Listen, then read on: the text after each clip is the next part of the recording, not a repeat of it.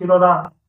পদ্ধতির কারণে যেহেতু আমরা জুলাই বিপ্লব নিয়ে এসেছি, তবে কোনো ধরনের নির্বাচনের পদ্ধতিতে পরিবর্তন আনিনি। জুলাই বিপ্লব এনেছি কেবল কিছু অধিকারের আদায়ের লক্ষ্যে, আল্লাহর আইন বাস্তবায়নের লক্ষ্যে কাজ করিনি।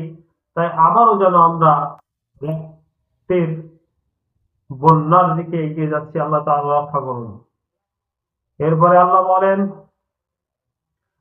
আল্লাযীনা আ'আদতা মিনহুম সুম্মা ইয়ানকুযুন, যারা অঙ্গীকার করেছে তাদের মধ্যে থেকে অতঃপর যারা ভঙ্গ করে, আহাদাহুম তাদের অঙ্গীকার, ফি কুল্লি মাররা প্রত্যেকবার, ওয়া হুম লা ইয়াত্তাকুন তারা তো ভয় করে না।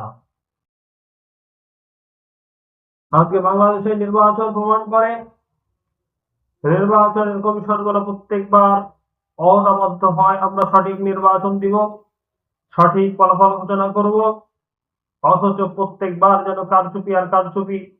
সেই কারচুপি মুক্ত কোন নির্বাচন সফল হয় না, হয় রাতে কারচুপি আর নইলে দিনে কারচুপি, যে কোনো একটা যেন হচ্ছে।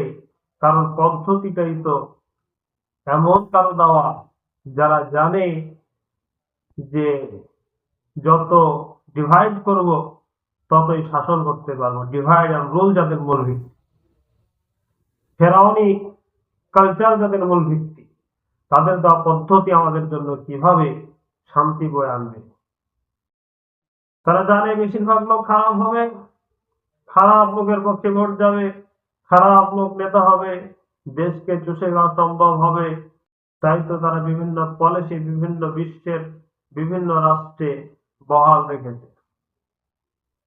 আল্লাহ তাআলার কাছে তাদের ভয় ভীতি থেকে পানাহ চাচ্ছি, একমাত্র আল্লাহকে ভয় করার তৌফিক কামনা করছি।